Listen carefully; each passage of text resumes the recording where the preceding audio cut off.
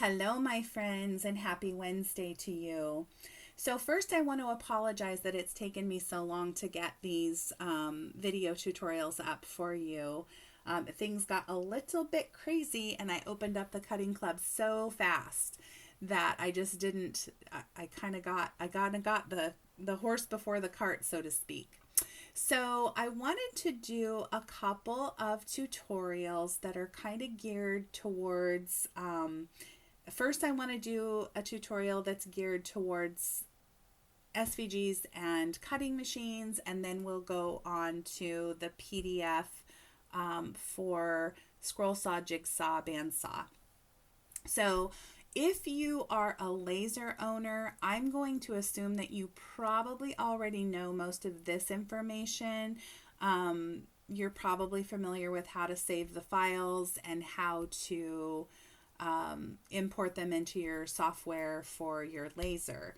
But so this video in particular is going to be geared towards those of you who have an electronic cutter, a Silhouette, Cricut, or other cutter, and how to get started with these files. Okay, so I'm going to start from the very, very beginning because I know that either already or eventually we're going to have some people that are going to join us that are specifically joining because they want to get started. So this is the get started video, and I'm going to start from the very, very beginning.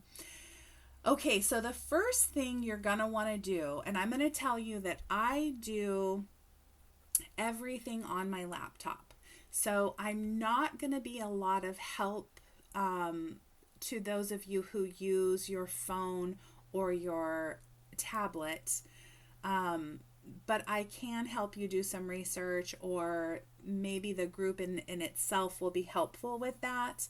But because the nature of my business requires that I keep my files very safe, then I do everything on my laptop. So you're looking at my laptop screen, and the first thing that I want to do is I need to create a folder to store all of my files. Now remember that the Cuttin Club files are going to be available for the month that particular month, and then they're going to go away at the end of the month and allow for new files to be shared at the beginning of the next month. So it's really, really important that you save these files as soon as you can.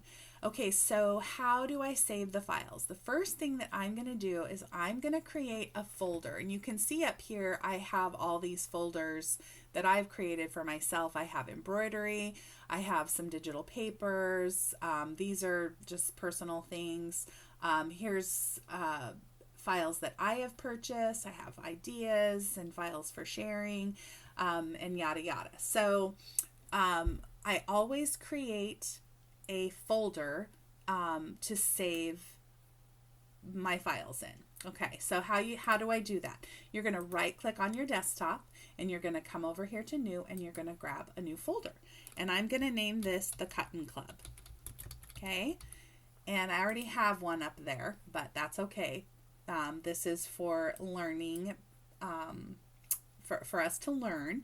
Okay, so now we have a folder, and that is where we are going to save all of the month's Cuttin Club files. Okay, so I'm going to come up here to our Facebook group, the Cuttin Club. Okay, and come on, I don't need my dupe. This is the admin side, so it's going to look a little bit different than it does to you. But when I save a file for you, you can see that it creates a post. Okay, so that's one way that you can grab the files. But the easiest way is if you come up here to this file tab, it saves them in here. This is actually where I save the files, so I don't know why it thinks it has to make a post, but it does. So for SVG files, which is what you're going to use for any cutting machine, whether it be the electronic cutter or a laser, you're going to need the SVG file. Again, I have saved them as PDF files also for people who use a jigsaw or scroll saw to print as patterns. So one of the reasons that I did this, you guys, just a quick little backstory, is that I, over the last couple of years, have actually had several people reach out to me and wanted to be able to use the files even though they didn't have a laser. So that was the whole reason for creating the Cuttin Club and saving them this way.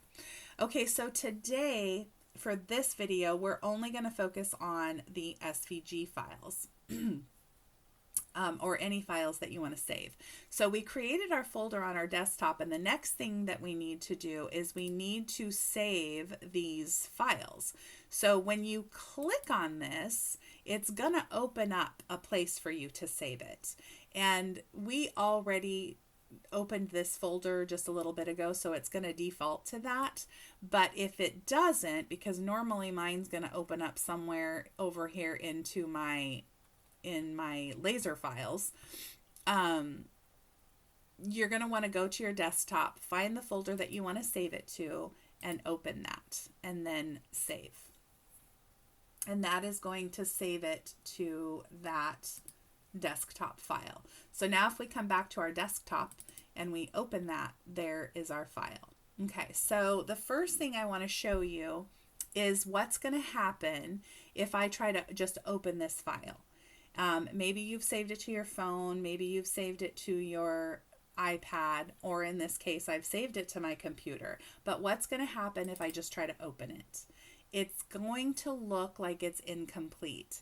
And this happens all the time, even from people who have been buying my files just off of my Shopify store. I'll get messages and they'll say, I opened the file, but I can't see all of it. And like I said, I'm going to assume that people who are experienced with cutting files knows that it has to be opened into a program that supports that file. So if I'm just looking at this on my desktop, this is what I'm gonna see. But it doesn't mean the file is incomplete. It's just telling you that it really can't read the whole file because it doesn't support it.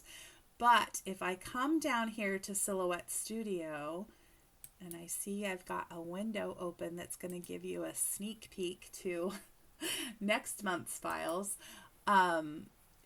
If I open my Silhouette Studio, I will be able to see that file in here.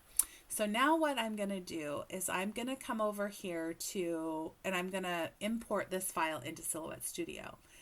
But really quickly, I'm not familiar with Cricut Design Space, but I'm going to assume that even though your screens are going to look different, the gist is still the same. You're still going to need to import the file into your Cricut Design Space in order for you to cut it. So what I'm going to do is I'm going to come over here, and my Silhouette program says merge. Now when I use Lightburn, it says import. So yours might say something different, but again, it's how you're going to bring it into the program. So now I'm just going to click on this file, and now I can see the whole thing. So remember, if we come back over here to our desktop and we open it, we're not going to be able to see it. However, inside of the program that we're going to use to actually cut the file, you will be able to see the whole thing, if that makes sense. So now let's go save one more. We'll come back over here, and I wanted to see if there was one. Let's do the hat shaker, because I want to say that one wasn't opening. You weren't able to see a lot of it either. So let's save that to our file. And then let's go back over here to our desktop, and we're going to open it up, and you can actually see more of that. But I can scroll up and down, but I can't scroll from side to side. So you can't see all of the file. But let's close that. If I come back over here to Silhouette Studio and let's open up a new tab, and we're going to File, Merge. We're going to bring that in here, and now we can see the whole thing. Okay, and I'll zoom out a little bit, and I'm just going to get rid of that. Okay, so you can see that you have the three pieces here. I think that this is probably where I'll stop. And then I'll do a little tutorial on the rest of how to cut these files later. So hopefully this helps with those of you who were having trouble understanding why you couldn't see the SVG file. You just need to open it inside of a program that supports that file. So hope this was helpful. Excuse me, leave me any comments or any extra questions that you have about this. And next I'll be going on to how to open up the PDFs. So thanks so much, and you guys have a great day.